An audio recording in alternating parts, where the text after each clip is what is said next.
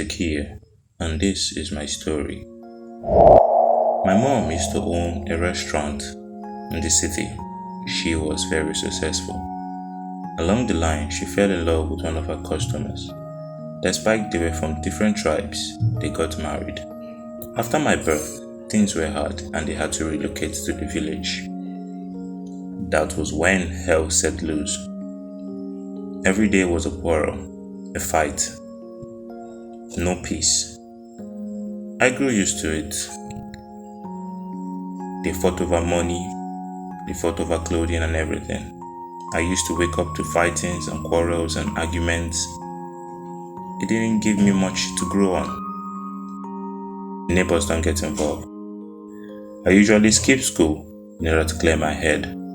Along the line, I was influenced by the village youths and I became a street boy. We fought, we robbed, we stole from people. It was what I could do to just be happy. Until one day, I tried robbing from a woman, and along the line, I was stopped by some village unknown men. They gave me the beating of my life. It was very critical. I sat down and pondered my life until a young lady gave me a paper from a man who I don't know, and it read,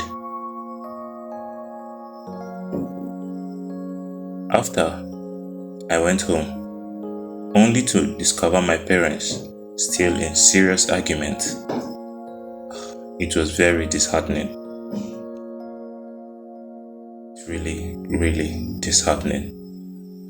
I sat down and I pondered what the letter had, what it read, what it meant, until one day I decided to seek the man who sent the letter, and the young girl directed me to his house.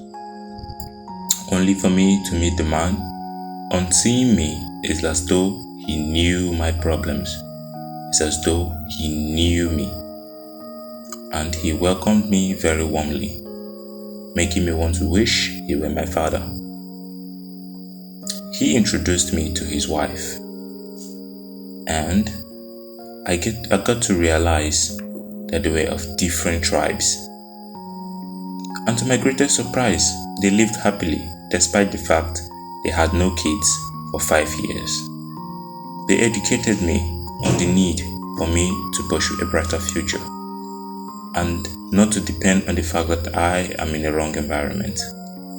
I tried to explain these facts to my parents to see a way forward for the future. We ended in more arguments and fights. Nobody even gave me a listening ear. And so I decided to step out. I decided to leave the village. I left everything behind to struggle, to find a new beginning, to find a place where I belong. And this is me, 10 years later, inspiring young youths, young people, to not depend on the fact that their environments are bad, but instead strive to do better than their environment.